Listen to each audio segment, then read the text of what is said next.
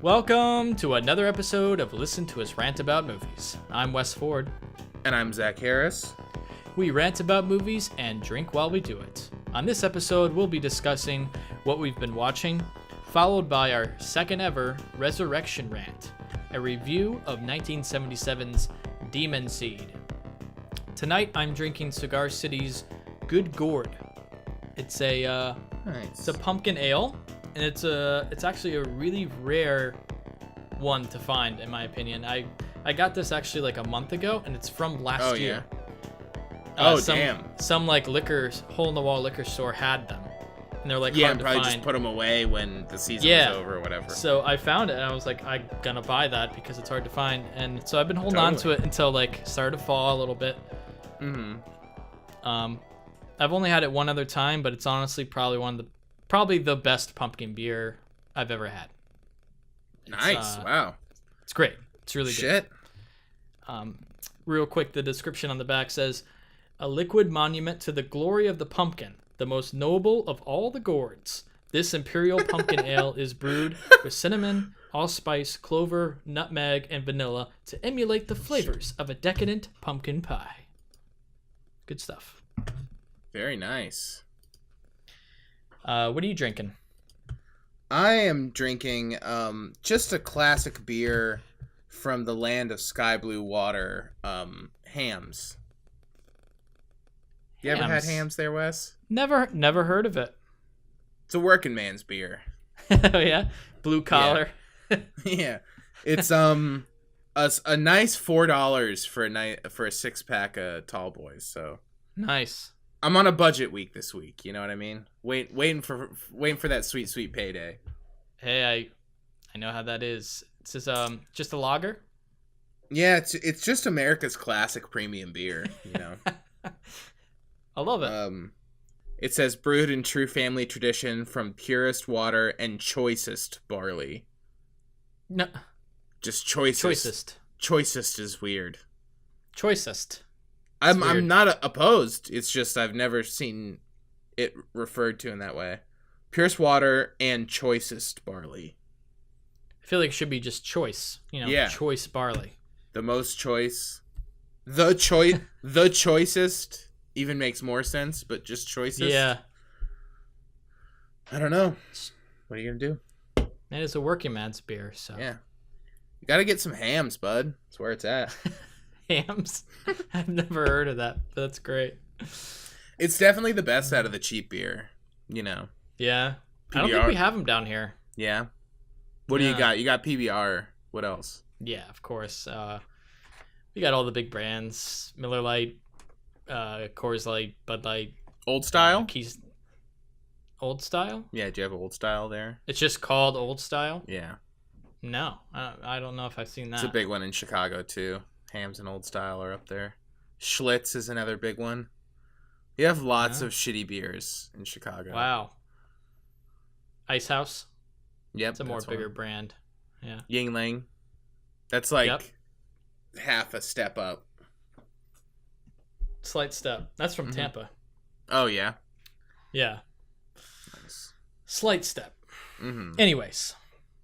This podcast is brought to you by Audible. You can get a free audiobook download and 30-day free trial at www.audibletrial.com/LTURAM. You can choose from 180,000 titles from your iPhone, Android, Kindle, or MP3 player.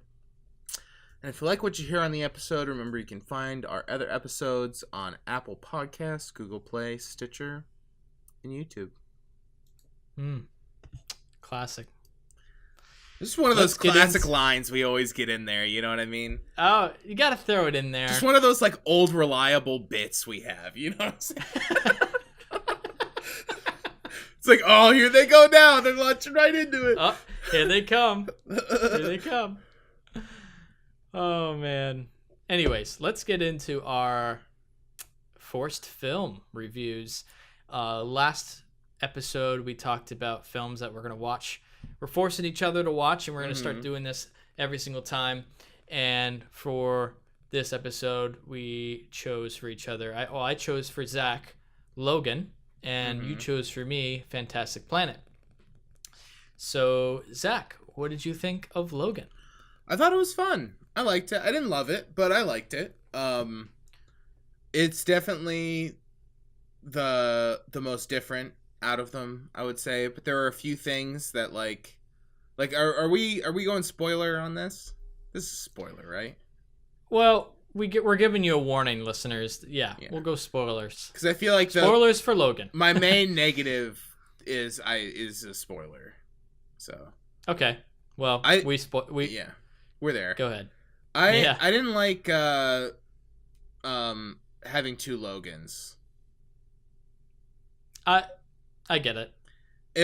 I get it. For me, it was like it seemed like a movie that was all about like setting itself apart from the rest of them.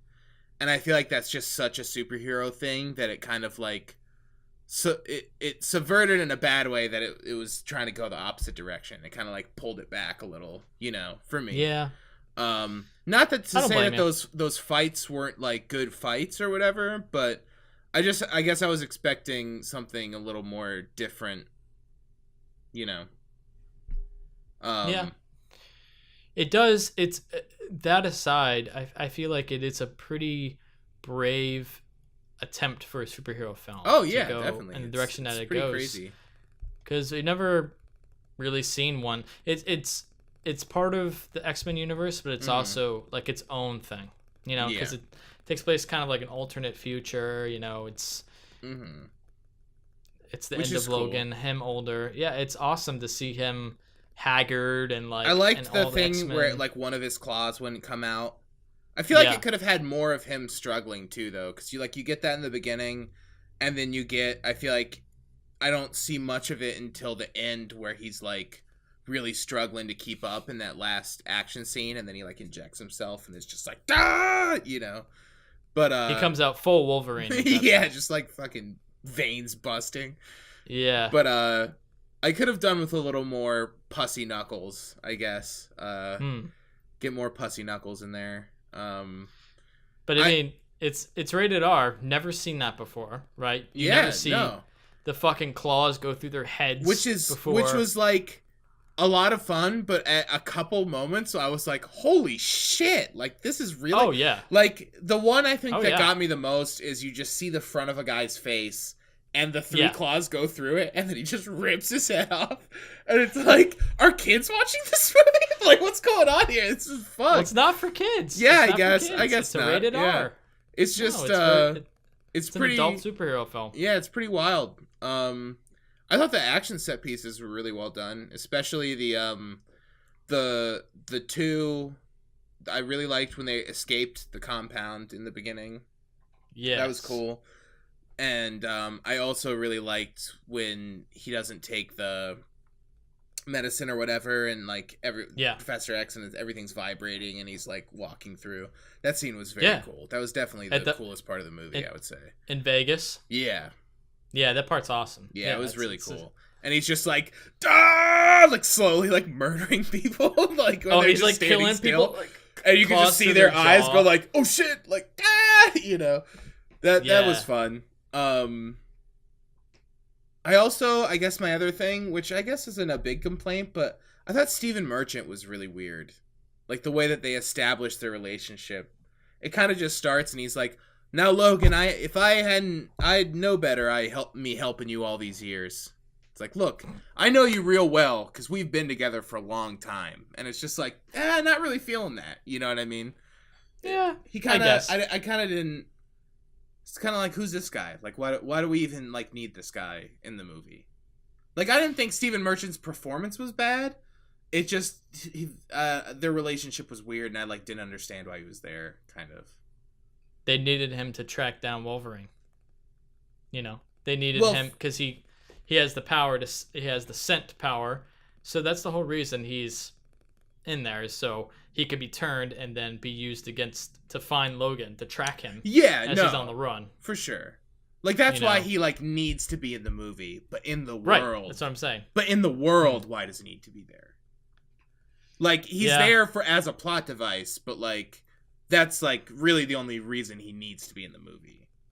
Like, He's how an did obscure X-Men. He's an Yeah. obscure X-Men that they're kind of like an Easter egg, you know? Mhm. And all the X-Men are gone, so they need it except for them. So Yeah. I guess they felt like they should have at least one more. Yeah, it just seemed like, because he wasn't in any of the other movies, or was he?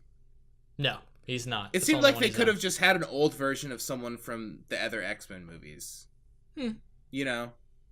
Would have been interesting. Because I guess they found each other because they were the only ones left, really. But Yeah, exactly. it just, I had to, like, think about it while it was happening. You know what I mean? I was like, wait, who's this guy? Like, how'd they meet up? Like, he seems to really care about them, but, like, what stake does he have, except for the fact that he's mutant? I don't know. It was kind of weird, but it didn't really... Yeah, I mean, that's the thing with the X-Men movies. All the timelines are all fucked, you know? Yeah. It doesn't make sense, but you just accept it. Mm-hmm. But I get where you're coming from. But I'll also say that in a time where I feel like the action scenes are, like, the most boring parts of some of these, like, big budget movies, that the action scenes were really good. And yeah, they're awesome. Mm-hmm. I like how it opens. Yeah, totally. I like the opening of the film. It's awesome. Mm-hmm. Did you see it in 4K? No, UHD. I did not. As I said, that's part of it. I'm on budget this week. Yeah. You know what I mean?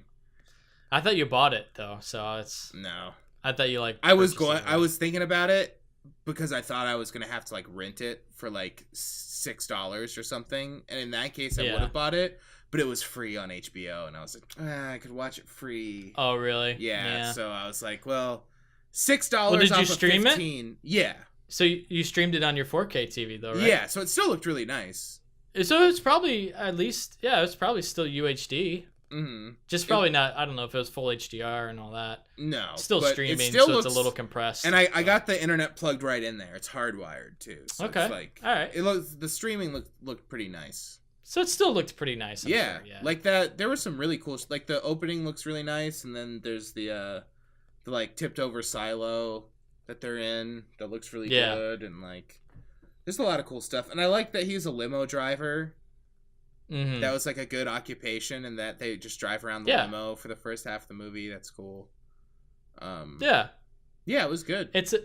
For an X-Men movie, it's a very different approach that we've.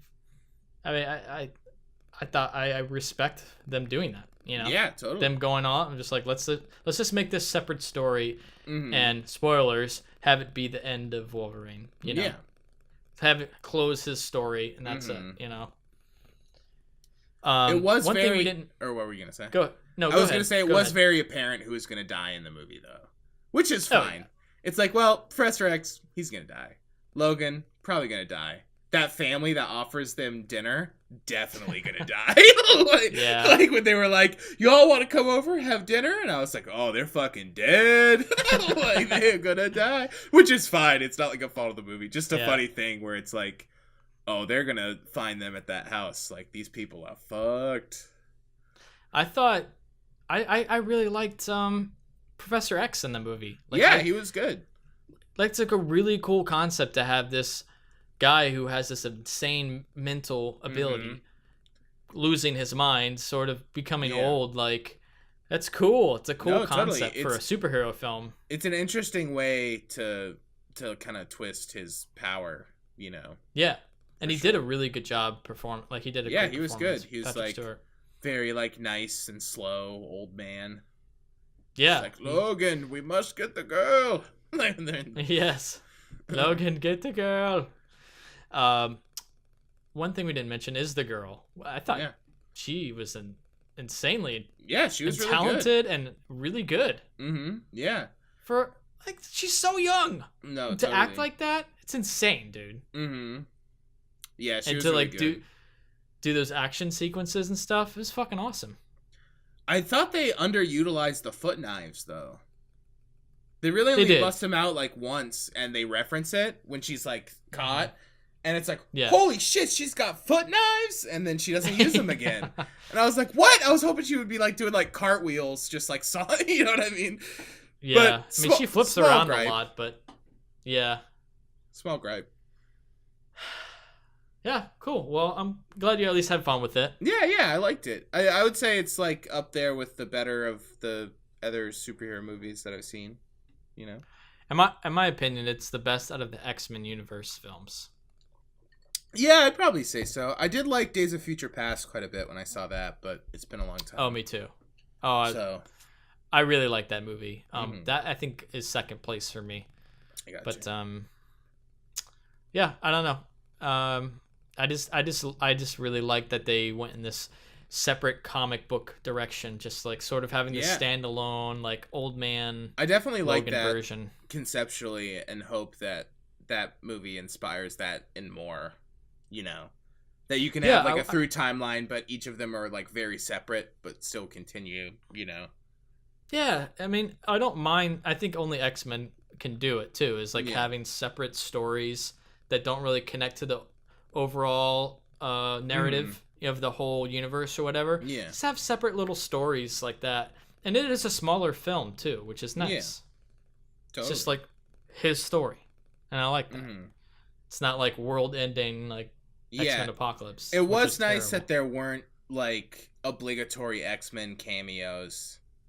You Yeah. know? Like I was very much expecting like someone to Cyclops to walk in. Yeah, like he's like held down and the other Logan's on top of him. Yeah, and then Cyclops or it starts storming and he's like, "What's going on?" Like you know, Yeah. you, like fall down from the sky. It's like that's good that didn't happen. It didn't really totally did not good. need that at all. The like, no. cross at the end maybe was a little winky, but it's fine. It's fine. Yeah. What are you gonna do? Still fun. Did what it set out to do, which is be an action movie. And That's good. A fucking rated R Yeah, X-Men movie, which is they went all out with it. they really did. And when you think about it too, it's like Wolverine as a character. This is how you would see him. Mhm. It's a guy with fucking knives coming out of his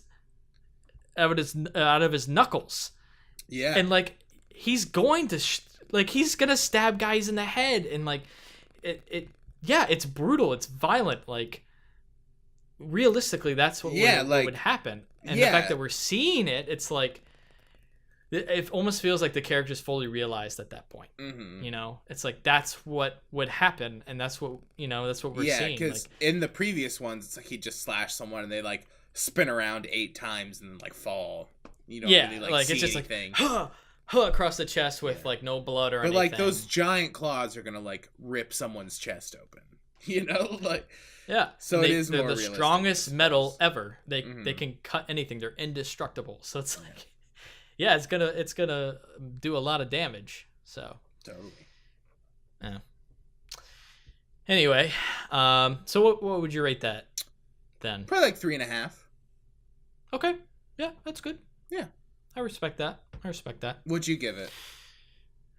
I go back and forth. It's like 3.5 to 4 Well, yeah, for me. Yeah, you're good. Yeah, it's sitting at a 4 right now. Mm. Yeah, but yeah, I totally see where you're coming from. Well, yeah, and also it's like, I mean, I read X-Men when I was younger, but I'm not like a giant Logan fan, so I would also like imagine if, you know, for people that are like super invested in X-Men, it's like it's like an event almost, you know.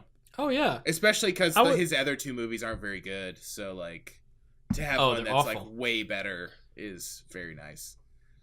Yeah, and it's like the character we've known the most in the movies. I would say that outside of the movies, I like the X-Men, but also I'm a fan of the X-Men movies. I'm an X-Men fan for sure. Mm-hmm. And I was totally psyched to see it.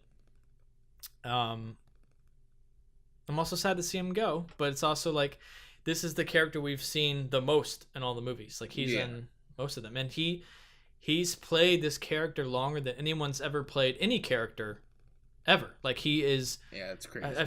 I forget the statistics, but he is the longest running actor for one single character ever in history, and it's like, dude, we've now wise, seen right? time wise and film wise, he's been in the most movies as one character That can't be than right. any other. That's true. Because the guy who's in Zatoichi is in like 20 movies as Zatoichi. Zatoichi? What are you talking about? The samurai series. Okay, superhero movies. Okay. But I'd imagine still, because those also didn't span that long of a time. That's why I was wondering, like, was it time? Because that for sure. Because it's been like how many years that he's been playing Wolverine, you know? I remember being like really young when the first X-Men came out. Like, oh, it came out in like early 2000s, so it's been like 2000 or 2001 or something. I think it's literally been like 18 years, which is fucking insane. To be playing one character consistently. Yeah, 2000 it came out.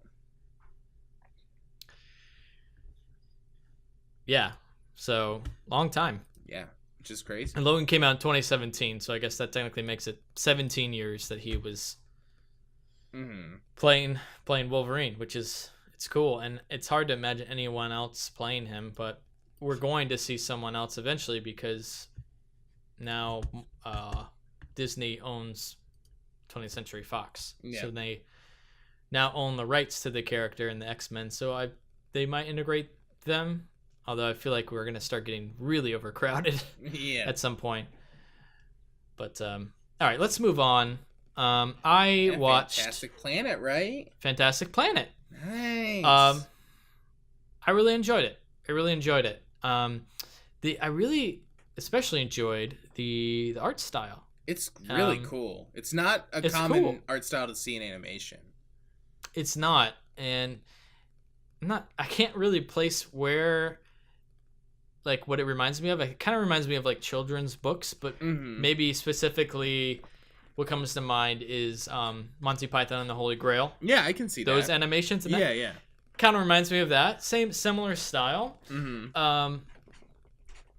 Yeah, I thought it was a really interesting concept as well to sort of, especially for a film as old as it is, to just throw this concept into like a foreign planet and dealing what it would be like possibly how aliens think of us as ants as we think of like animals, you know, as like lesser creatures, and to have them play with humans as like playthings, and then how they rise up against them, and it's has sub-political messages. Definitely. And it has philosophical messages, and it's like a nice story built off of that. I think it's just sort of like, it's a good like storybook animation. And I enjoyed it. I did not know it was in French. Oh yeah. So that was a surprise for me, but not necessarily a negative one. It's just, oh, okay. It's actually a good thing because I really like French films. I like the sound of the. You know? I like the sound of the language. Yeah. It's just nice to hear. I really do enjoy it. So yeah, I was like, that was pleasantly surprised for me. Just to hear the French, and yeah, I like the aliens and the concepts. It was really cool, and it was also interesting since it kind of came out. It was like 70s, right? Early 70s. Yeah, I believe. So it was right around that time when like meditation was a thing, really starting to evolve out of like the late 60s. So it brought that into it as well, like these aliens sort of. Yeah, how about that scene when they all like meld together and then it like cuts the wide, they're like floating in balls through the sky. Yeah, like, they start floating. The fact that they do this more often than not, right? They're meditating more often than not, and they literally transport to an outside satellite, like, or a moon or planet outside of their planet, and how that is resolved is interesting. Yeah, I don't know what else to say, but I enjoyed it. What'd you think of the score? I thought it was really good. Score was good. I fucking love that score. The score was good. Yeah. It was and it's just also just really impressive animation for the time. Definitely. I think not only like the drawing style, but like the way things are animated. That opening's And, really cool, where it's the woman running, and like the trees are whizzing by, and then she runs up the hill, and the giant blue hand comes down and like flicks her. Yeah. She's like, whoa! Yeah. Because I didn't know the Whoa. concept before I watched it. It's just like, holy shit! Like, what is this? Yeah, totally. I didn't know much about it going in, other than knowing it was animated. So it was also just a shock to know that all the aliens were big. Yeah, totally. It's weird. Like aliens were, and it's cool at the one part where they're starting to rebel, and they pull one of the aliens down. Mm-hmm. Sort of like a classic fairy tale style. Yeah, totally. Forget that fairy tale, but when they pull the giant down and tie him down, whatever. Yeah.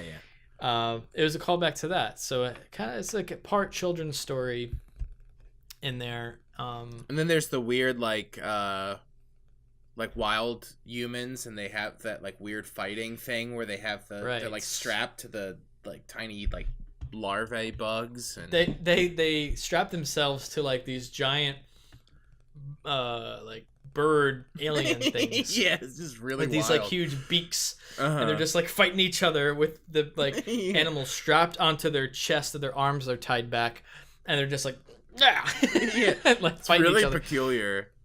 Very peculiar. Yeah, just a nice, pleasant watch. And glad I watched it. Nice, I'm glad.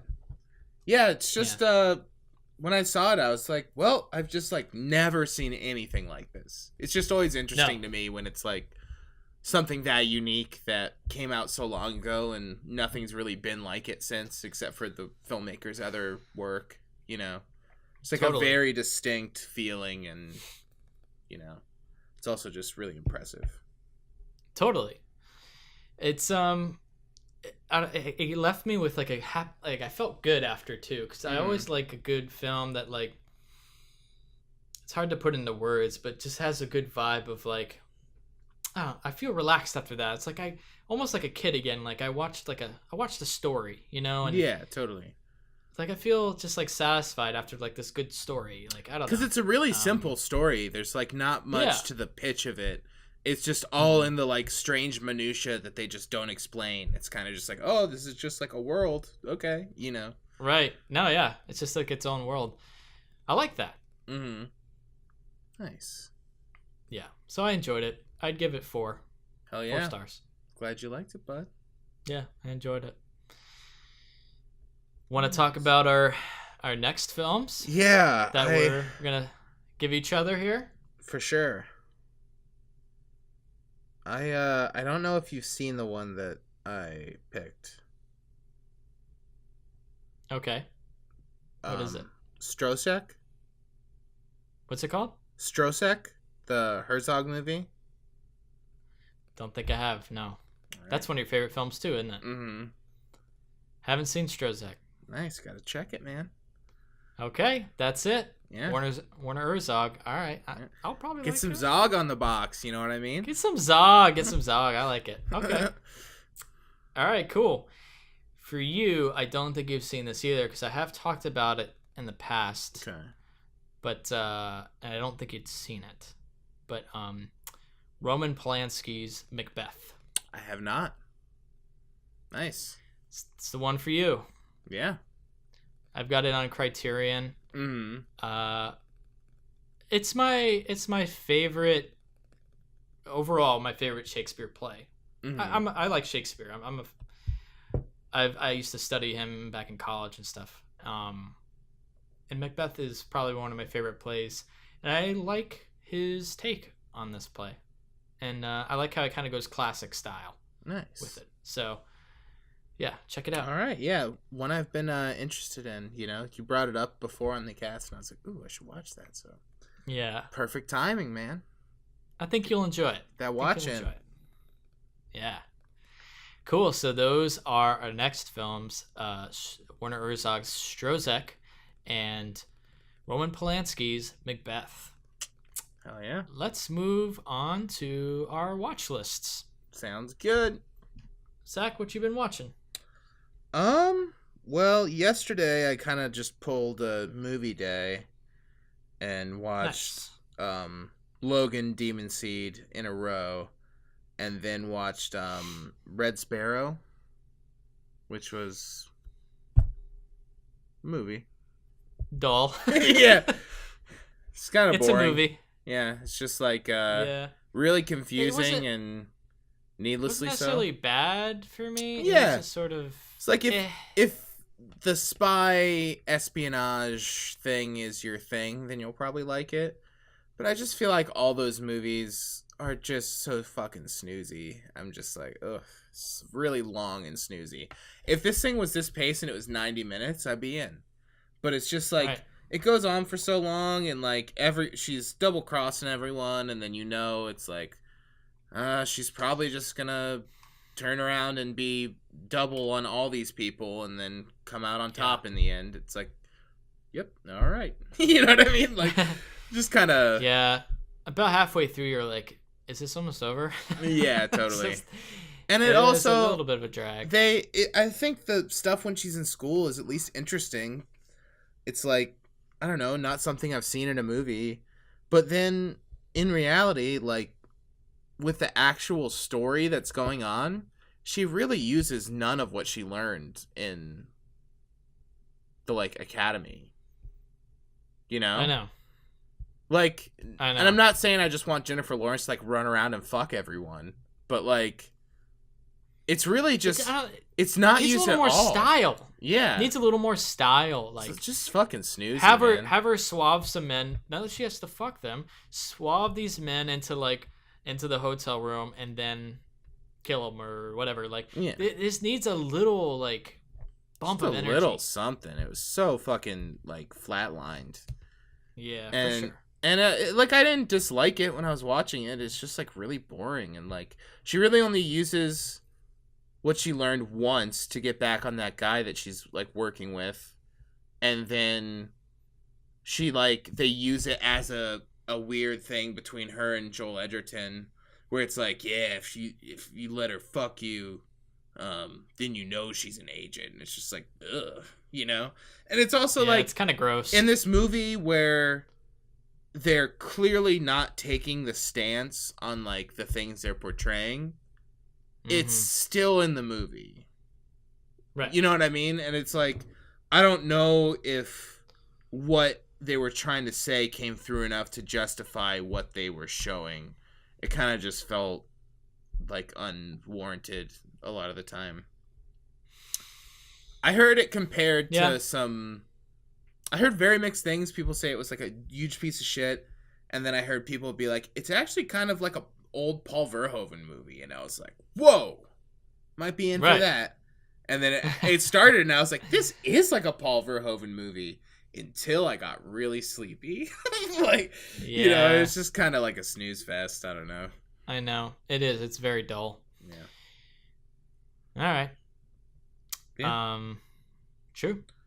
For me, one thing I watched was the documentary called Long Shot. Have you heard of this? Sounds vaguely familiar. You might have heard of it because, well, for one, it's on Netflix, and Larry David's on it. Wow. Nice. Here's the crazy thing. Here's the whole concept, right? It's a real-life story about a man named Juan Catalan who gets charged for a murder. And he resoundingly is like, I didn't do it. It's not me. But someone, they pull him out of a crowd and say, oh, that's what he looks like. And it's based on these sketches of what the person could look like. And so they assume it's him because he was in the area at the time.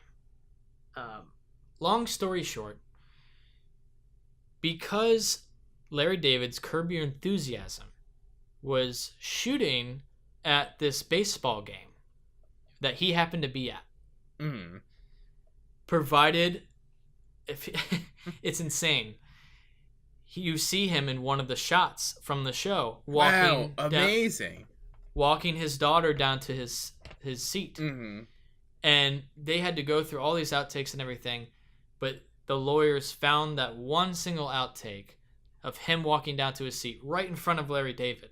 And that saved him because that means he wasn't where the murder took place. Wow. So it's about that.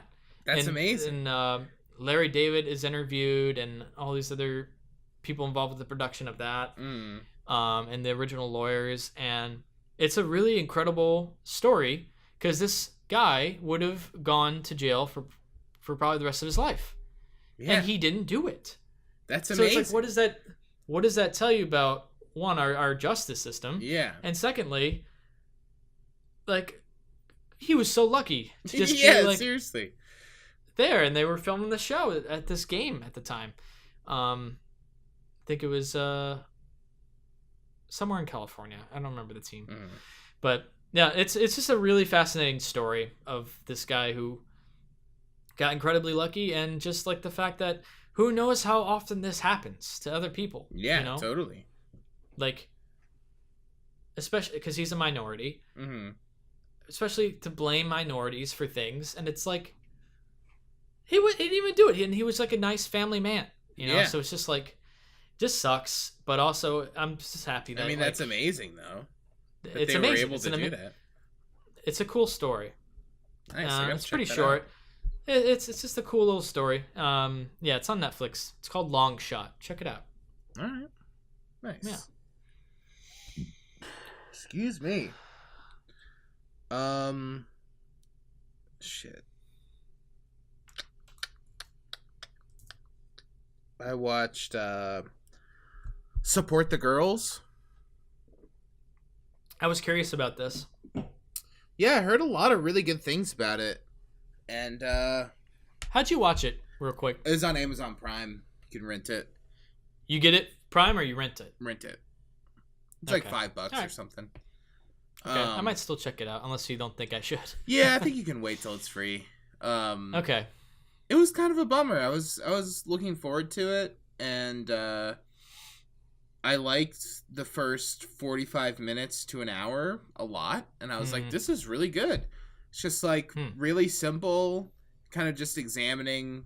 They work in like a Hooters type restaurant, you know. It's called Double Whammies, which is a funny name, but yeah, just like a interesting look at like that kind of gross sports bar and like what goes on there and like the dynamics and how it's kind of strange, but it also it's like refreshingly mundane for a while, where it's just like, it's an interesting concept. I don't know, yeah, and it's just like her like dealing with problems at work and like people being like, hey, my kid's sick, like, but I have to come to work, like, you know, and just kind of like dealing with like making a shift schedule and just like things that are like really relatable but interesting to see in a movie. Like, they don't make movies about like the strip mall that you see off the interstate when you're like on a road trip, you know what I mean? But it's that. Yeah. And I kind of like that, and they have stuff that happens in like the stores in the strip mall, like by the place, and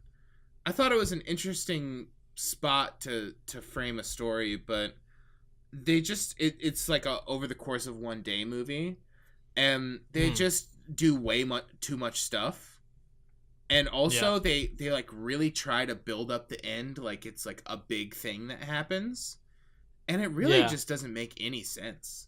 Like we were sitting there and we're like, wait, what's happening? And then it ended, and all of us were like, I like literally don't understand what happened. Like, why did like what's that? Who's here? Like, I don't, you know. It's like the movie starts and it's a whole day of work, and she's the manager and she holds the whole place together. Yeah. And then in the afternoon she comes in, she's like, well, I'm off, everyone. And it's like 40 minutes into the movie. What? You know, like, she's just like, yeah, that's it for me. Guess I'm off today. And you just go, what? You know, just like things like that. We're like, wait, I don't get that. Huh. Or like people get laid off and you're just like, wait, why though? Like, I don't understand why. They don't ever say why. They're just no, not really. Maybe we missed it or something, but it got like logistically confusing, where I just go, wait, I don't understand why she did that. Like, no one's motivation makes sense. And then there's this big scene at the end that's supposed to feel like crazy and all this stuff happening, but it felt like it was like a rough edit of that scene, where it's like supposed to be everyone talking over each other, everyone's pointing and everyone's complaining, and it's supposed to be like, boom, boom, this is crazy. And there's just like a lot of air in it, and everything's really spaced out, and like the music's really low, and there's just like it's like all diegetic sound. It's just like, wait, like this was supposed to be like a crazy night. It just like doesn't feel like, it's just really weird. It just totally shits the bed in like the last 30 minutes, and it's like a huge bummer because I was really I was really liking it. It's almost like they like wrote themselves into a corner, and like, it feels very just like written. There's no motivation. Sort of things happen because it's written. It felt very obligatory. It's like, hey, like you guys can make a movie about people that work here, and they just work here, and that's the movie. Like that's fine. I would have much rather had seen that movie. It's like, we don't need to have her like leave the restaurant, and like she goes somewhere and has her boyfriend pick her up, and then he comes and he's like, well, should I take you back to the restaurant? And she's like, let's go somewhere, let's do this. And they like go look at an apartment, and I'm like, wait, isn't she the general manager that like holds the place together? Isn't that like what this movie's about? And she just like, they like go to look at an apartment in the middle of the day when neither of them were planning on doing it. It's things like that where it's just like, well, that doesn't make any fucking sense. You know what I mean? Right. It's just like, no one would do that because it makes no sense. And it's just like takes you out of it because you're like, this isn't realistic, but it's a movie that's supposed to be all about being realistic. It's about living that life and just like and it felt real world stuff. Yeah, and Sean made a good point. I watched it with Sean that like, it doesn't feel like anyone involved in this movie ever had a job like that.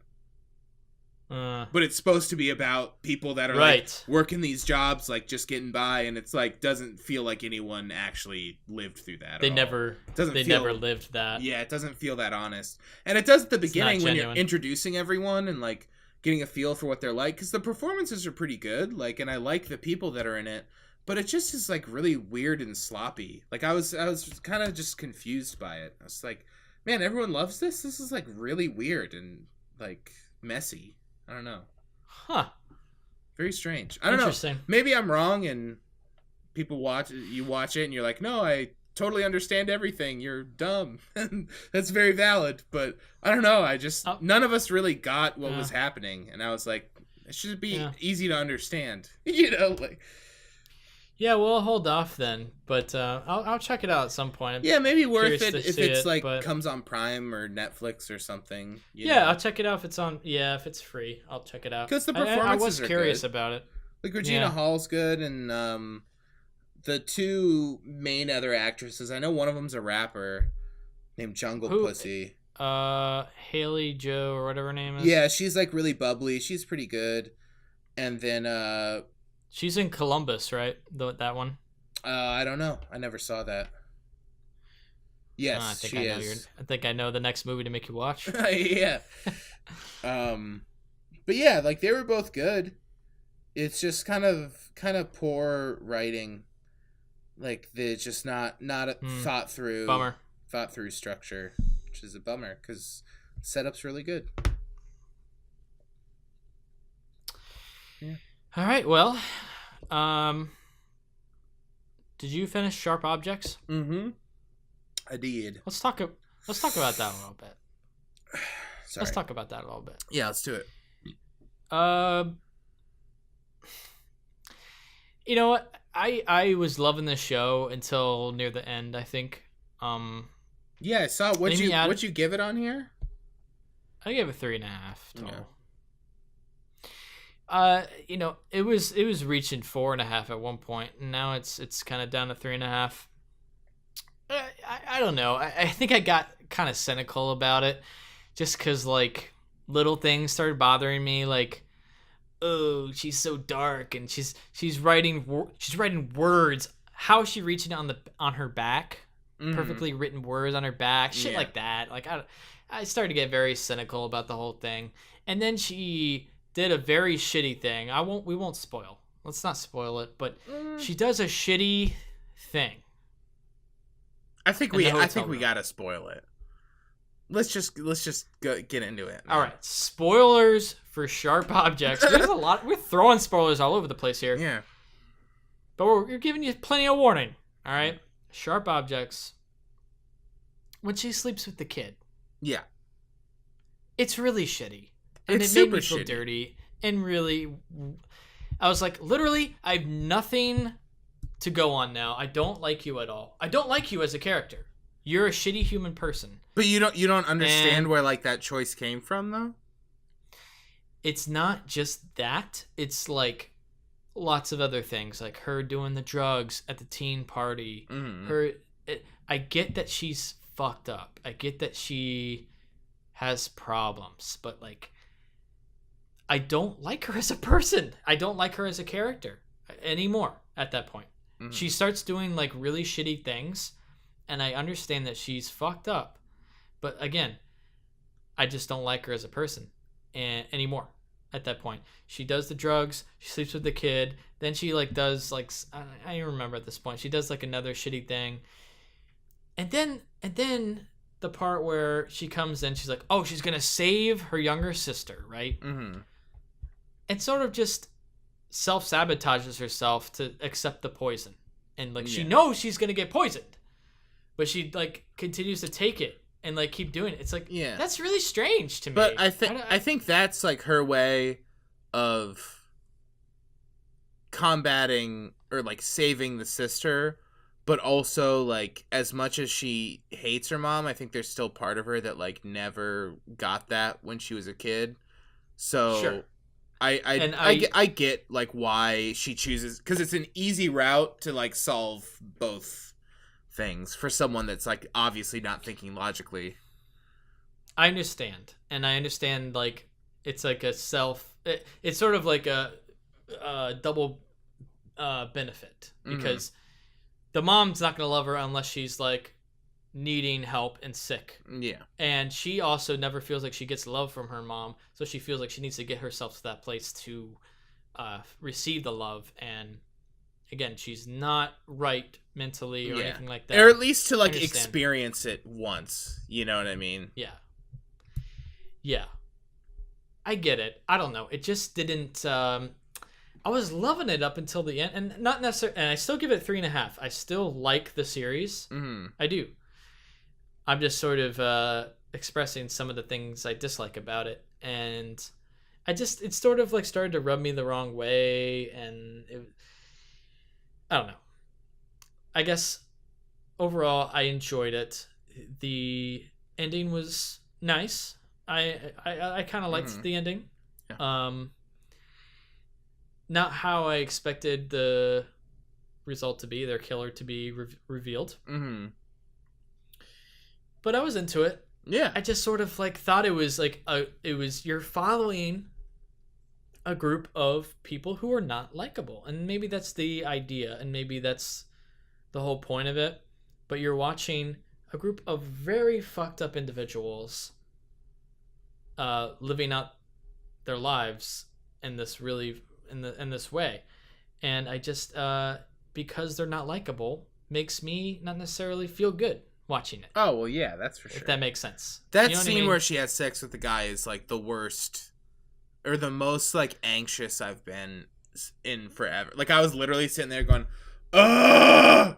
Like, and Cassidy was like, "Chill out, dude." I'm like, "Oh my god, they're coming in, because they also mix in that scene. They mix the sounds of what's happening outside so loud, so you can like hear cars passing and stuff. I'm like, that's them. They're pulling in right now. Fuck, damn it, you know, like. I know, it's just like a really shitty thing. I don't know. It is part of the cynical thing of like the words, writing the words like on herself. Like it's too much. It feels, and it is. It's her first novel. Her name's escaping me right now. Gillian Flynn. Yes, Gillian Flynn. It's her first novel, and that concept feels like a first novel. Yeah, I idea. can see that for sure. You know, I do think apparently in the book, because Cass had read the book, I watched it with her. Oh, nice. In the book, apparently there's a whole thing where there's like one spot on her back that she can't reach, and it's like the only spot that is realistic. Yeah, to me. Yeah, and it's also like a great thing to have like a through line where it's like the one spot that you can't get, and you're trying to get it, but it's like the one spot in her body that isn't cut, which I think is an interesting idea. And I don't know why they left that out, because it's an easy visual thing that you can just, because that show has such a visual language where it's just showing you things all the time. It seems like that would be a really easy thing to get across. I don't know why they didn't incorporate. That's what I mean. I don't know. Yeah, I feel like just show the bare spot, and it's like that's realistic. It's a little more realistic. I don't know. I'm harping too much on that one specific detail, but I really liked the episode with the Calhoun Day. I thought that was really good. That's probably my favorite episode of the show.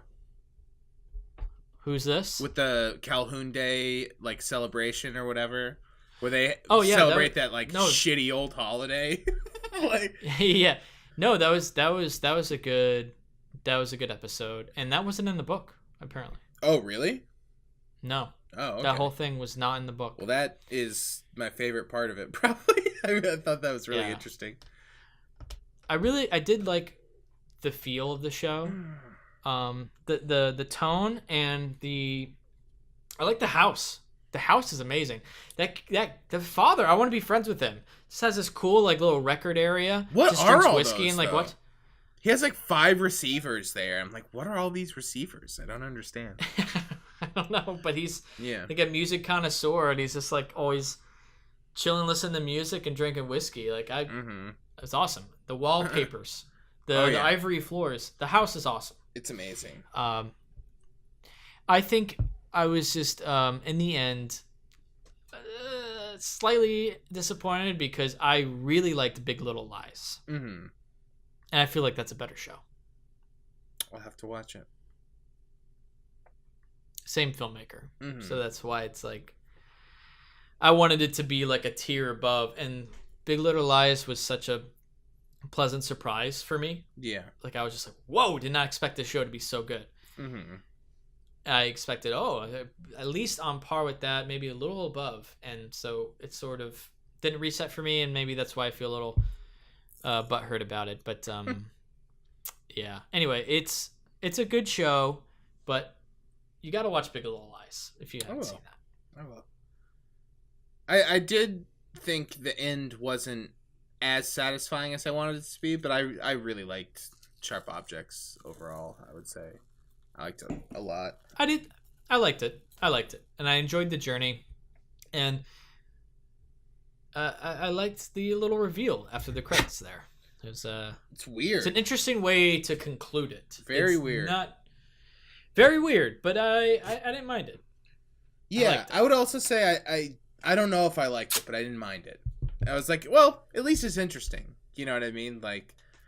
But yeah, I don't know. Just ends on such an aggressive note. It does. And it's not even wholly satisfying. Violent strangling. She's like, oh, okay. Yeah. The acting was good, though.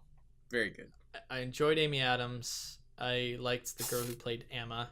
I feel like she's a breakout. Definitely. And the mom. Yeah. The mom's amazing. Yeah, her character is fucked. She's just the worst, regardless of anything that happens. She's so evil. Yeah, but even before, if she even didn't do anything, she's still evil. Just when she's cutting roses, she's like, "Look what you made me do. Look what you did to me." It's like, what I did to you, you fucking asshole. Anyway. Oh well, that's why her kids are all fucked up. Yeah. Raised by that. Totally. Yeah. All right. Moving on. Let's want to mention one more thing each. Sure. What you got? I watched Summer of Sam, the Spike Lee movie. Oh, how's that? It was good. I liked it quite a bit. Don't know why I haven't seen it. It's just shit, this is on here? Why haven't I watched this? Yeah, really fucking weird movie. Really, really weird. Yeah? Yeah, it's super crazy, but it's very entertaining. It's also long, but it's also made by Spike Lee, so it's all right. Spike Lee movie, you're looking at 2 hours, 15 minutes minimum. You know what I mean? All of his movies are so long. But Yeah, it's really interesting. I like the kind of like collective event type movie. Do you know what it's about? No, never even heard of it. It's about like the Son of Sam killer in New York. So it's like the summer that the murders were happening. It's just kind of about like the neighborhood that they were happening in, and it focuses mainly on John Leguizamo and Adrian Brody. And John Leguizamo is kind of like crazy. Like it's like mid late 70s, I think. It takes place, and John Leguizamo is kind of like a disco guy, and Adrian Brody's like a punk with like a crazy hair, and everyone like judges him in the town, and it's kind of about that too. And yeah, it's a lot about also just like misguided like rage and weird I don't know, masculine issues. And John Leguizamo is just like the biggest fucking piece of shit in the world in it. He is like, oh man, such a unwielding piece of fucking shit. Like, he is the worst. Ugh.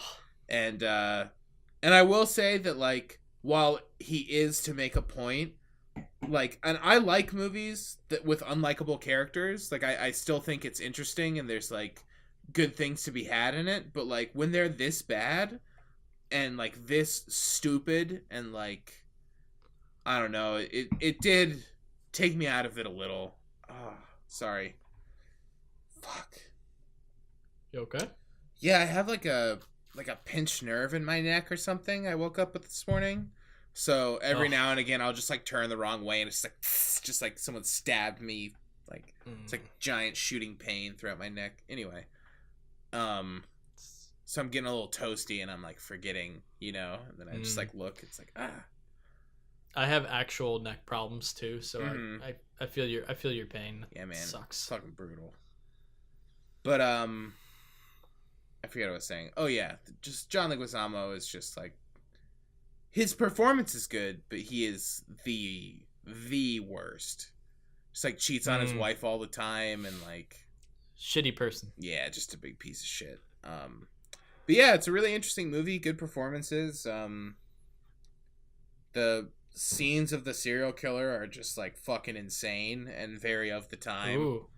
But yeah, not as much talking dog as I was hoping for, but still some talking dog, so that's good.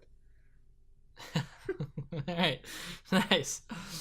But yeah, I would recommend it. It's a good watch. It's long, but it moves and like it feels good because even though there's like clearly things happening and it's moving forward, it does at times feel like a hangout movie. Like they're always hanging out by this like dock, and it's just like dudes in the neighborhood just like hanging out, talking about like, we gotta find the fucking killer, and it's just everyone like they're like making a list of like who could be the killer in the town and stuff, and like it's fun, but it's also pretty fucked up and weird.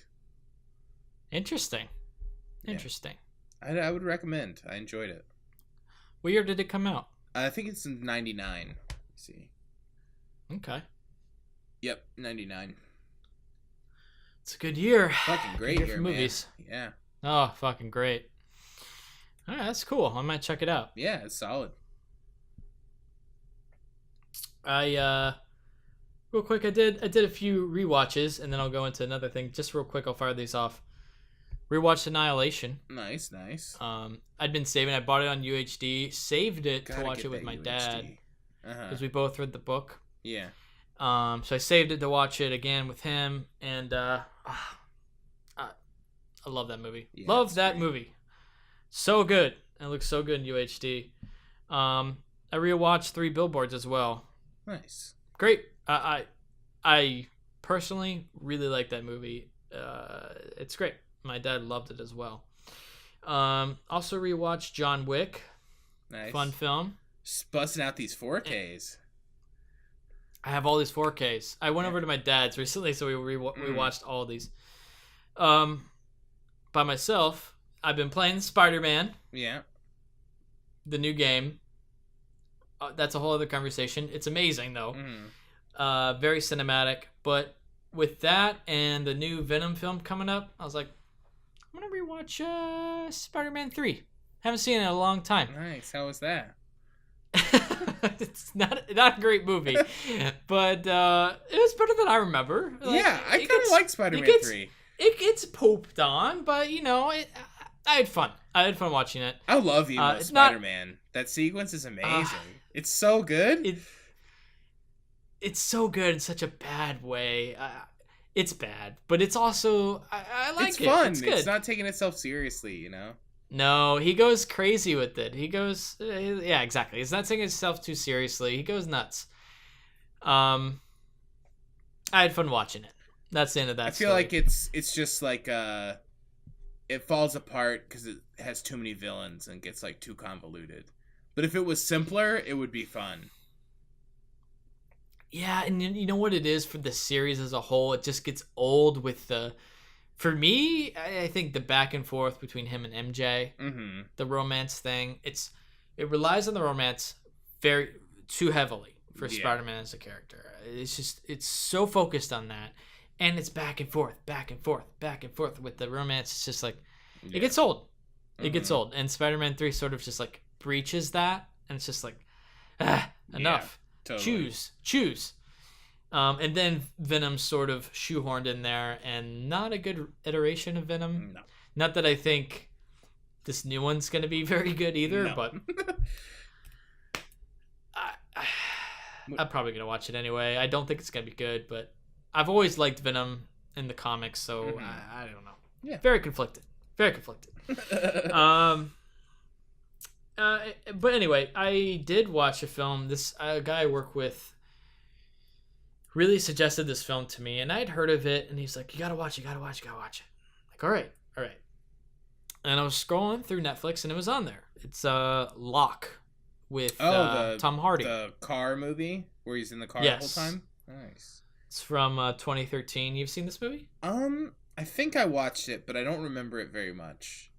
I think I like on-demanded it when it came out, and I don't really remember. I remember it being pretty good, though. It's surprisingly good. It's what amazes me from a pure filmmaking standpoint is that it completely keeps you entertained for what the subject is. You have a guy speaking on his phone in his like car stereo the whole movie. Just him driving to London for an hour and a half. Like almost like real time. Yeah, which is crazy. And his life sort of falling apart in many different ways with his wife and everything. Not going to go into it, but it keeps it very entertaining. And it does this by constantly switching up the camera angle, cutting flawlessly. Because he's acting out scenes, one dialogue with one person on the phone or whatever, and it's cutting different parts of the car where clearly you would see the other so it's not in real, it's not like the same, it's not exactly, it's not multicam, it's not the same take, it is multiple takes because you would see the camera from the other angle or whatever, and it's seamlessly, flawlessly edited, very good editing, to have like these different angles and to keep it seeming like it's one continuous scene, one continuous car ride. It's really impressive from that perspective. So really worth checking out. I think it's on Netflix. Tom Hardy does a really good performance, and it's literally one guy driving in a car. You would think, oh, that's boring. At no point is it boring, and the fact that it's very short.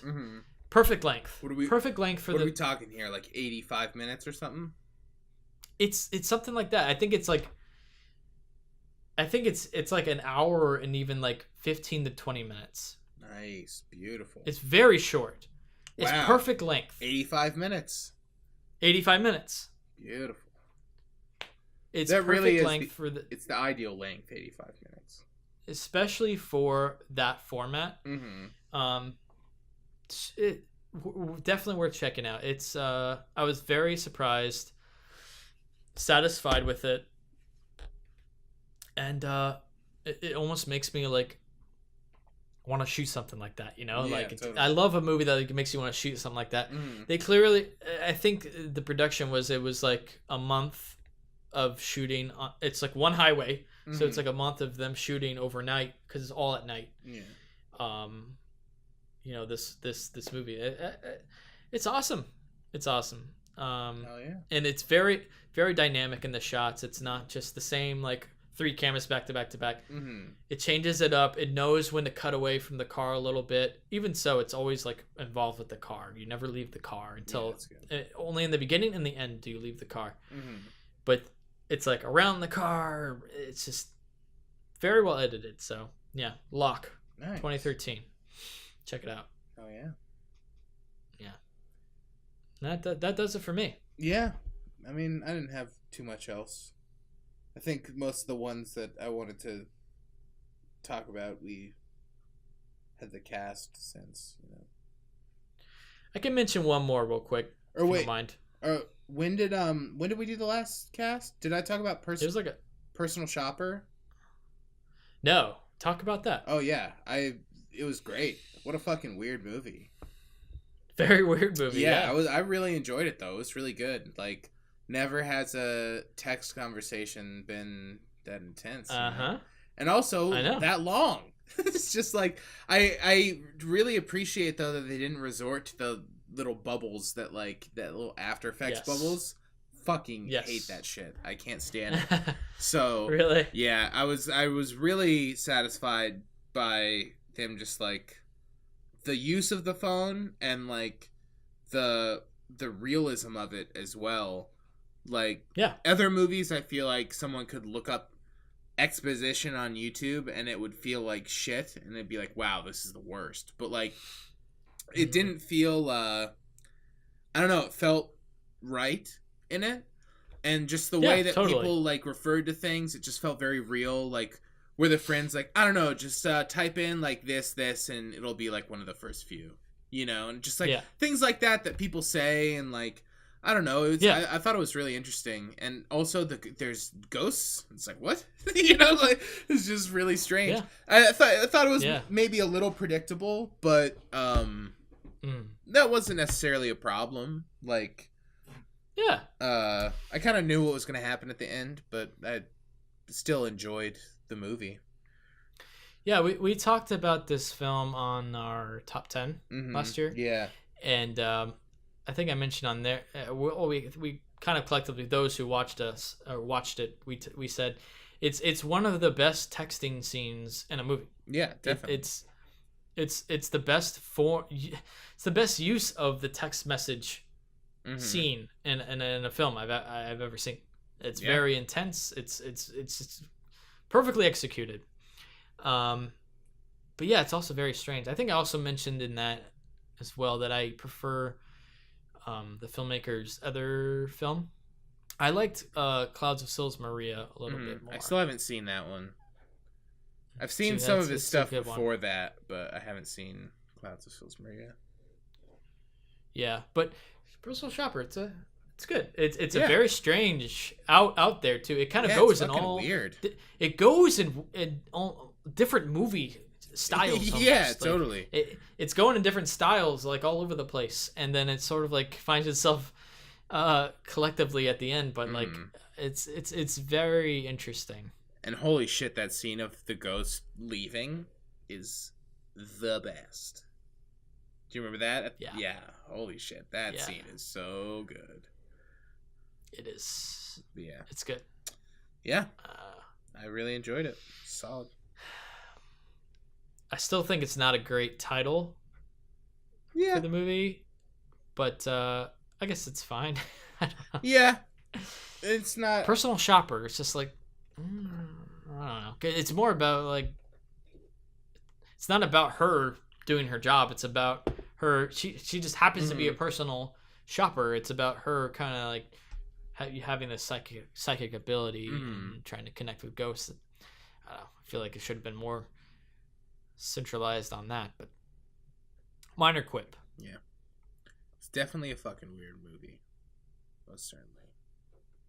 I like how Kristen Stewart's kind of branched down doing like indie stuff. Yeah. Same for Robert Pattinson. Mm-hmm. Yeah. And they're obviously together with Twilight, and they sort of both split off and Actually started did things doing that like were good. freaking artistic shit. Yeah, like I love it. Yeah. Doing some good shit. I know we're going a little long, but let me just mention real quick too. I watched Disobedience, the film. Sounds really familiar. You've heard of it. Came out this year with Rachel McAdams and Oh yeah. And Rachel Weisz. Yeah. Lesbian film. Mm-hmm. It's okay. Yeah, because I really it's liked sort of A Fantastic Woman, which the guy did like right before this one. Hmm. So I was curious to see this. You might like it more than me. I don't know. I just felt they didn't have a lot of chemistry. Yeah. I thought the two of them didn't have a lot of chemistry. They're both acting the shit out of each other though. They're both giving it their all, but it's a very dreary, but in a boring way, dull film of these repressed lesbians who are trying to hide these feelings from each other. Circumstances bring them together, and their feelings can't be helped. But it feels written. It feels like we've got these two stars, and let's have them be lesbians together. I don't know. Yeah, it's a bummer. It gets weird and kind of gross. But I don't know. The other characters didn't like keep it motivated as well. Like the man who plays Rachel McAdams' husband was fine, but I don't know. It feels we've been there, done that. Yeah, just kind of treaded ground. Doesn't bring anything new to the table. It is what it is. Yeah. You go into it and it is what you expect. I got you. It's nothing special. Rachel McAdams and Rachel Weisz, they're both great actresses. It's a couple of Rachels. It's a couple of Rachels, but they don't quite mesh as these characters would, I think, as they should. Anyway, I give that 2.5. Gotcha. 2.5 to 3. Yeah. Fair enough. It's okay. Fair enough. But it is free on Prime, so that's how. Oh, okay. Well, I was like, yeah. maybe. I was like, it's on Prime. I'll watch it. Is Fantastic Woman on there? I don't know. You should see, because that movie was real good. I might have seen it. I gotta look it up again here. I really, really liked it a lot. I was a big fan of that. Fantastic.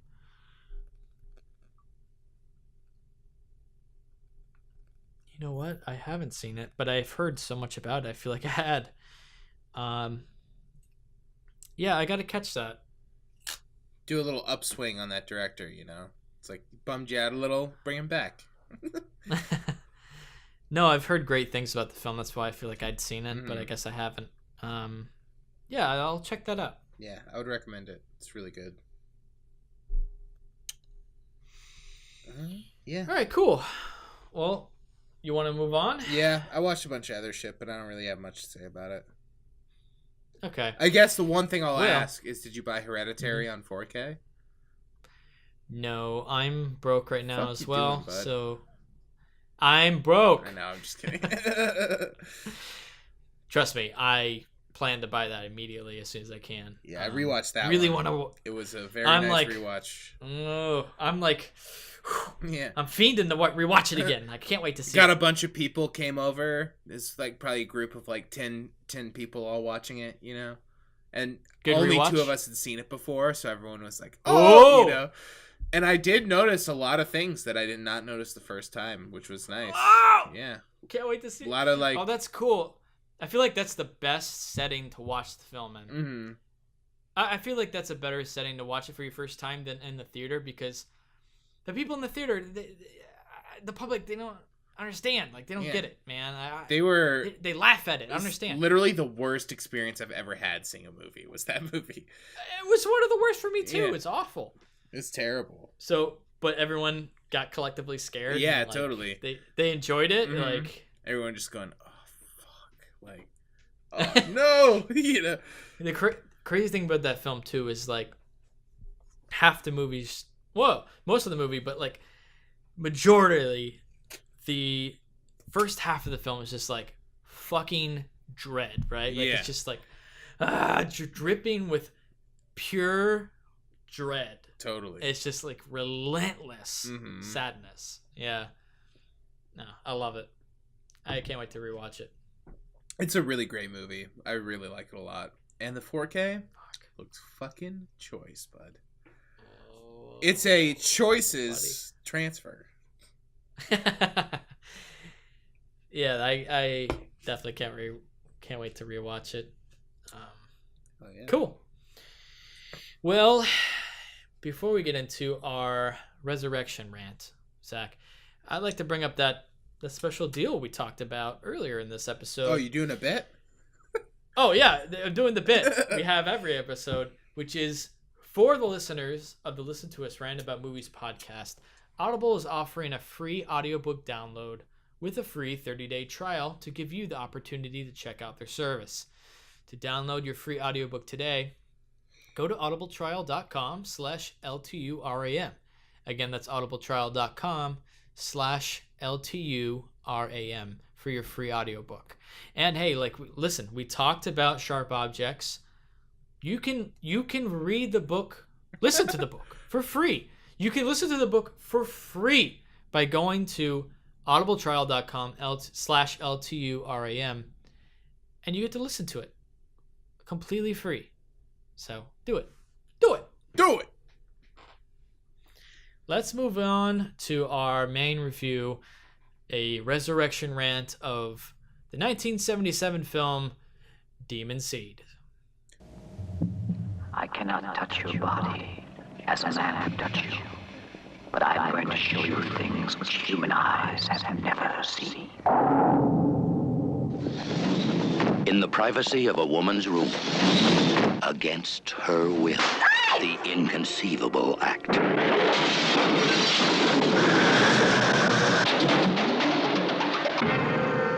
Julie Christie carries the demon seed. That was from the trailer of Demon Seed. A scientist creates Proteus, an organic supercomputer with artificial intelligence, which becomes obsessed with human beings, and in particular, the creator's wife. We saw this just last night. Yep. And this stars Julie Christie, Fritz Weaver, Garrett Graham. Film from 1977, Demon Seed. Zach? I liked it. I didn't love it, but I enjoyed it. I think there's some definite glaring issues with, like, the logistics of how this movie happens. Let me just interject here.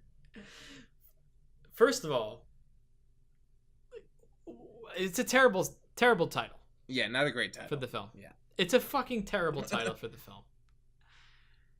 Also, yeah, the logistics are all over the place. It doesn't make sense. No.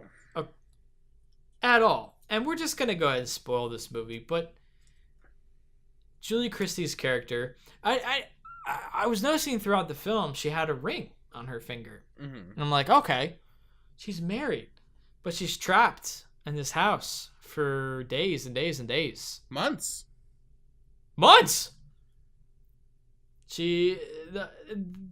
Finally, the creator decides to come home. Her husband, after all this time. Yeah. Where has he been? Where the fuck has he been? Yeah. He comes home. It's just, and it's like, they mentioned that he's moving out.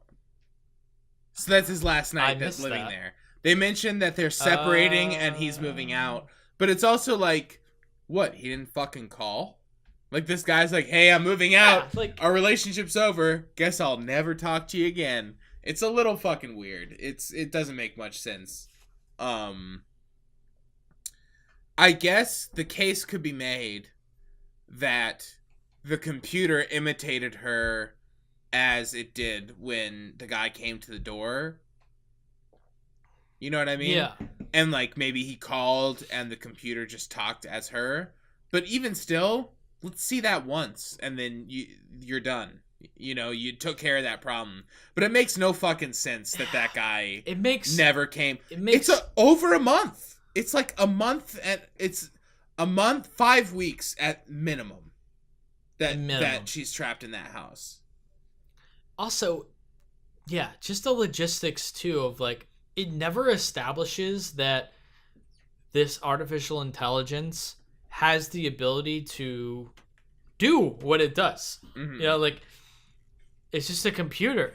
And then suddenly it's like creating this weird polygon creature. It can create semen and implant it into a woman and have a child, and then implant its own intelligence into that child, which comes out of nowhere. Let me just say, before we get too far into that, sorry, I'm getting a little toasty from You're fine, pumpkin man. beer. I like this movie, but it is a bad film. Yeah, it's fine if you didn't like it. I like it in like a bad, like, it's so bad I like it type of sense. You know what I mean? It's a really good bad movie. Fair enough. It's a great like it's just a great like group. It would be like a great group watch. You know, cheesy sci-fi horror. Great to watch with the group and laugh and like drink too. I like it in that sense. It's not a good film, but again, I enjoyed it because it's so campy and kind of bad, in my opinion. I don't know. I legitimately kind of liked it more than me. I legitimately thought that the polygon thing was really cool. I was all in on that thing. I don't dislike it. I just there's no setup for that whatsoever. Yeah. You know what I mean? Yeah, but I didn't necessarily need it. I thought it was kind of interesting that the AI is just like so far out there that it just like starts doing shit and it's like way beyond. You know what I mean? And I also just like that there's this movie about the AI in this period and like, you know what I mean? Yeah. No, that's totally interesting. You know, a movie called Demon Seed. I didn't look too much into this film. I didn't know what it was about. Demon Seed, I thought it had like a demonic quality. Yeah. I thought I thought a demon would impregnate her. Yeah. I had no idea it had anything to do with AI or computers. Until you watched it? Until I watched it. Did you? Yeah, I looked up like a synopsis of it. Because when you were asking out of which ones we wanted to watch, and I was like, well, I haven't seen this. And I clicked on it, and I was like, oh, I'll watch that. Because that's kind of what had me interested, is because I was like, demon impregnating thing. It's like, I've seen a lot of weird demon things, but then it was like, oh, it's a weird AI movie. I was like, oh, I could be in on that, you know. But Demon Seed is a terrible title. It's not good. It's a bad title. Yeah. It's not a good title for what it is. Demon has anything to do with it at all. No, but I thought, I thought it was definitely interesting for the time to have an AI movie, because it was really, that's on the brink of computers, like the very. So it's even more of like almost like a geeky kind of like out there B movie. Totally. For the time, because it's like even that concept was too far out there for mainstream audiences. Yeah. Which is why it's definitely like an out there film, and not a lot of people have heard of it. But I enjoyed the film. I just thought it was, the motivations were out there. It's kind of hilarious to me. It's pretty goofy, and like this, all the stuff with the husband scientist guy is like real silly. Yeah, there is some. I think there's some legitimately cool ideas in it, even though they're not executed that well. And I loved the like seduction scene, basically. The computer is just like, I may not be able to touch you like a man, but I will show you Right. the reaches of the galaxy or whatever. And it's like weird, like crazy visuals. And she's like, oh, whoa, it's coming from space, whatever. But, I don't know. Also, a part of me too, and maybe I'm being too sensitive, but I feel like it's not a movie that's good for today's time too, because it does sort of feel a little sexist in a way. yeah, the fact that she's And like maybe- starts to enjoy. Well, she's just like used completely as Yeah. just this object. Mhm. You know, this computer just uses this woman, this attractive woman, as an object, impregnates her, rapes her, and then sort of enslaves her Yeah. to, you know, But I don't think it's I don't insensitive think for today's time. yeah, but I'd yeah, agree. it's I don't think the movie necessarily portrays her as an object, though. But I do think that it's a little weird that she starts to like it. Well, she accepts it. Yeah, She accepts it. I And then get she that. sort of- I get it past the point where there is the child, because, I mean, there's gonna be even some sort of automatic bond with something that you create. You know what I mean? Even if you're like horrified at the same Sure. time, like that's gonna be present. I understand that, but I think Sure. I think maybe it went a little over acceptance into some misguided enjoyment. Right. You know? One thing that just really struck me as strange was the fact that it was just able to just understand human physiology and then to accelerate that Mhm. instantly. Yeah. Like there's no explanation of oh, I will impregnate you with my child and it will grow fast and your why why does the baby develop in like 5 months and is like a full grown child in like a week, you know? Yeah. That's never set up. It's never all you needed was to plant one little seed in there to be like it has the ability to accelerate something. I don't know. Like Well, I think that it doesn't ever explain that. yeah, I think the idea It just makes that it for is not present in the movie. I'll agree, but that I feel like I've just taken also from previous, thinking about this topic is that, like, once there's an AI intelligent enough to do things on its own, the rate of it expanding is like exponential. You know what I mean? It's like taking But why? because of the amount of access that it has to knowledge and the immediacy that it understands things. So it's like if you make a supercomputer that's mind is better than a human's, it's obviously going to be more capable of ingesting like knowledge and data way faster. And if it's connected to everything, then it's just taking in, because they're literally dumping all of human knowledge into this thing.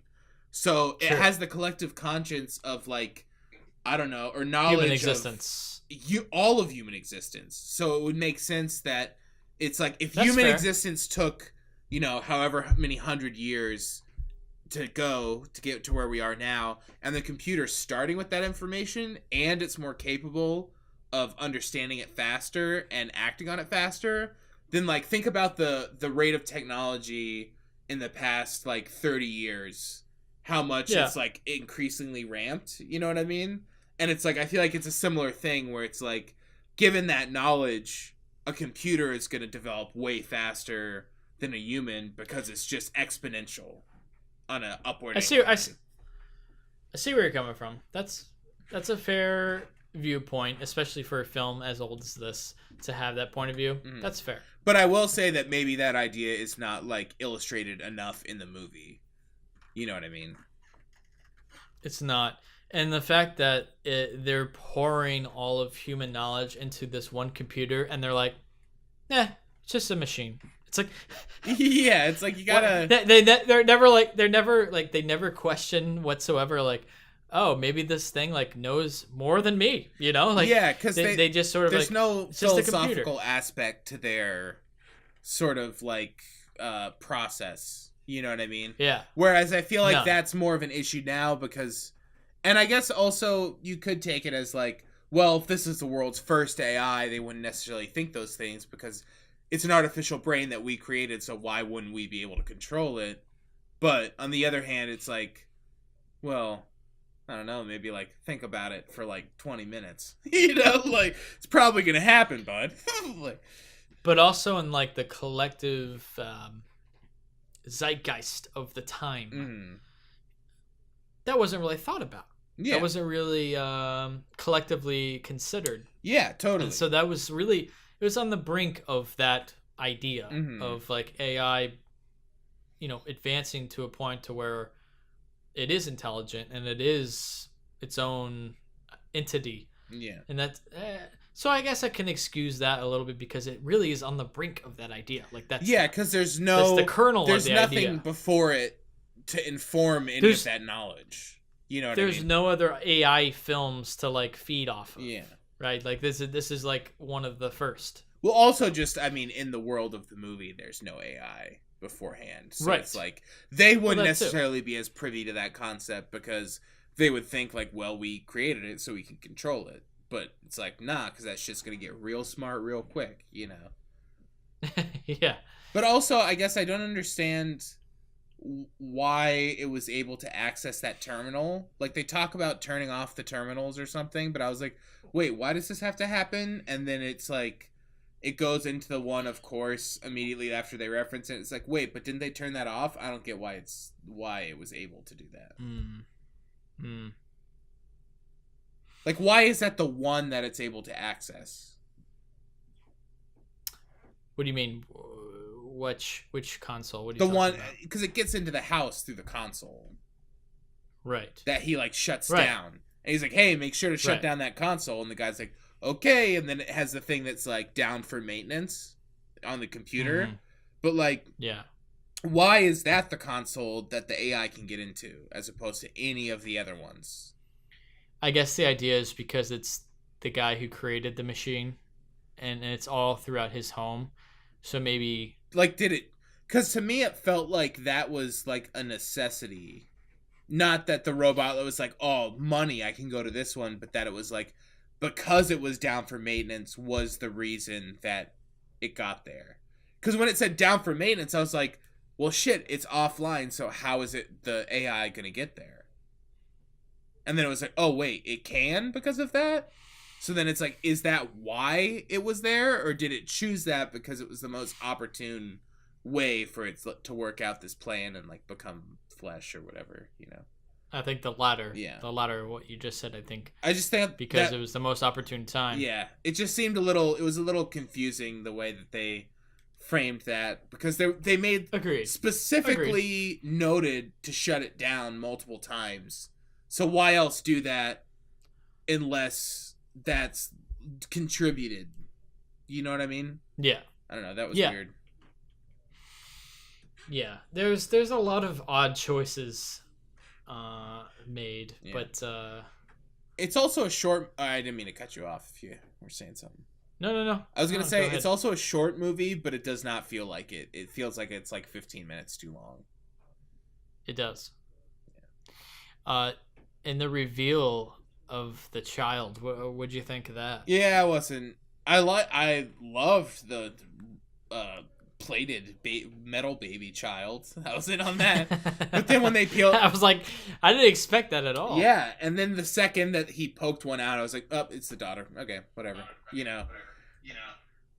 It just kind of was... Because they threw that in way late in the game, the thing about the daughter. I don't know if that was maybe referenced earlier when they were talking about splitting up, but I didn't catch anything about that. And then they bring it up way later, and I was like, oh, well, this is going to come back to play. And then the second he, like, picked that thing off the cheek, I was like, oh, yeah, it looks exactly like the daughter. Fuck. Why couldn't it just be a weird robot baby? You know? Like, that would be amazing. Yeah, they had to make it like a human child that had its intelligence in it. Yeah. I don't know. I like it in like a weird way. Yeah, I don't. It's definitely like a B movie. Oh, it's definitely like, yeah. and there's a lot of silly problems with it, but I kind of liked. Oh, I liked it. I liked the hokiness of it. Yeah, a little bit. Yeah, parts of it are really fun and like just weird and unique. I definitely am all about the geometric thing folding. Because at first I was like, oh, this is weird. It's coming this like big triangle thing. And then when it like unfolded and you could see that it was like a big practical thing, it's clearly like 3 or 4 different ones at different stages. But like, it's cool though. It's fucking sweet. It's really well done. Yeah. It's like, because it's something I feel like I'd seen later in in history. I'd never seen the polygon unfold creature thing anytime in that time. Yeah, and I like that when it blew up in geometric pieces as well. Like if you look on the ground, cool. It's like all even pieces. Yeah. Cool, like little geometric pieces. I think cool. I think it succeeded more in concept and like visuals and like fleshing out the I don't want to say practicality because some of that's confusing how it happens, but like in terms of like the creature, like the villain of the movie and like what that entails and like what's going on with that, I thought was really cool. And then the rest of the movie just like kind of doesn't make any sense and was a little boring. But like the parts where the AI is like, you know, are real good. It kind of builds up in that same era as well. It's almost like a 2001 AI intelligence type thing. That's where, again, like that's the same era. Like this idea of AI is sort of just becoming a thing. Like it's just becoming a concept that's coming into movies, and it's very interesting. I kind of like the screen, like sort of like the the weird abstract like, patterns, and it almost looks like weird like video synthesis stuff. Yeah, it's interesting. It's silly to me that the scientists would at any point be like, "No, it's not intelligent." It's like you're talking to it. What are you talking? What do you mean it's not intelligent? That's very silly to me. The fact that but maybe that's the point. You know, it's like they're not taking it seriously, and this is the downfall, sort of thing. Yeah, maybe that's the idea, but it's still a little weak, though. It's like for scientists, they should be a little more informed and like trying to figure out like more cautious philosophically what this new being, that the idea create, of what they're doing. You know, they're putting intelligence into this machine. You have to be philosophical with it. Yeah. It's a fun watch. Yeah, fun watch. Fun watch. All right, well, what do you rate this movie? Give it a 3. I give it 2.5. Fair enough. Don't think it's a great film. No, but I really, but I had fun. I really like that geometric creature. Yeah, you like the geometric creature. I'd say that there's a whole star of my rating is just that creature. Fair enough. Maybe 2 stars. Well, I'm glad we caught this film because we both hadn't seen it, and it's really an abstract kind of film that's like. It's fun to check out. It was a fun watch. Hard to watch though. I had trouble trying to like find it. Yeah, I had to. I rented it on iTunes. How'd you do it? Fandango Now, which I had never used. Oh, really? Because it was the only thing on my TV that I could download that like had it to rent. I was like, well, I guess I'm using Fandango. Fuck. And I watched it on my computer from my iTunes. I can't sit at the computer and watch things that long. I can't do it. Fair enough. I wish I could. I can do it for some things. Fair enough. Certain things I'll do it. I have, I guess, a decent setting area to do it in, but yeah, that's true. Anyway, that completes our review of the film Demon Seed. As always, you can find our other episodes on iTunes, Apple Podcasts, Google Play, Stitcher, and YouTube. Follow us on Facebook and Twitter. If you enjoy the show, please consider leaving a review on iTunes. Every rating brings us to more listeners. You can email us at listenersrantaboutmovies@gmail.com. Just throwing a little thanks to our Patreon producer, Sean Pierce, and our supporters. Yes, you too can be a producer and or supporter of this podcast by visiting our Patreon page and becoming a monthly patron for as little as $1. Visit www.patreon.com/LTURAM podcast. That's going to do it for today. Zach, good talk as always. Good talk, man. Catch you next time. All right.